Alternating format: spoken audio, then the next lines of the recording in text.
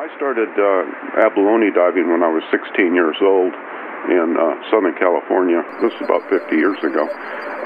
In those days, you were allowed to take abalone using scuba gear, and this resulted in some big problems. People over-harvested the abalone and were just about wiped out.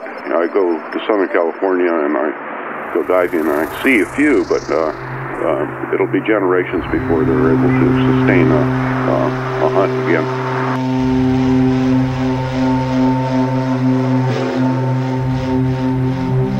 So abalone is strictly allowed, the take is strictly recreational, so you're not allowed to sell or trade abalone.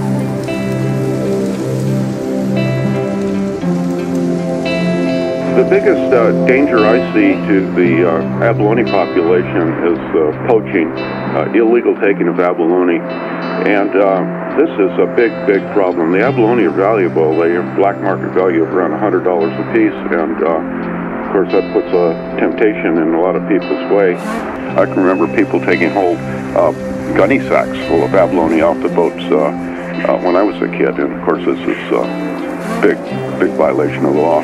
Abalone hunting can be potentially dangerous. I've talked about this with other divers, and we sort of agree that what the biggest problem is people have a sense of entitlement.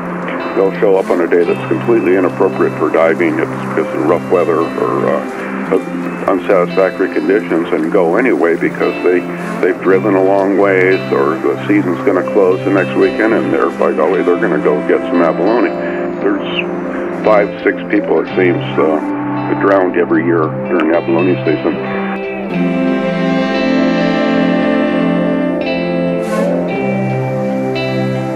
I enjoy abalone diving a lot. It's one of the most fun things I know of.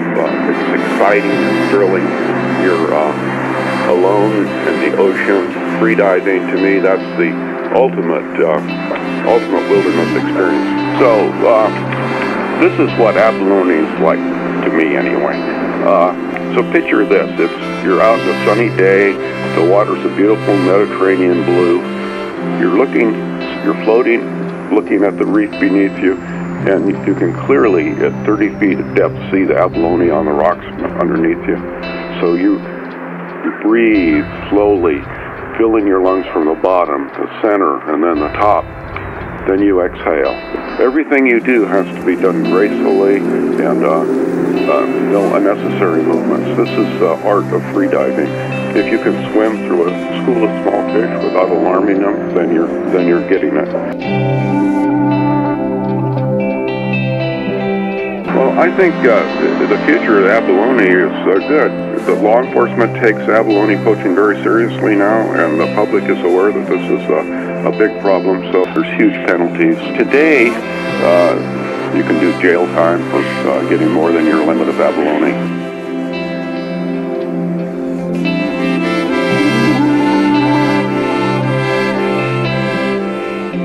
Now they've made a slow recovery. Each year there are more abalone, but it'll be a while before the abalone population down there can sustain hunting.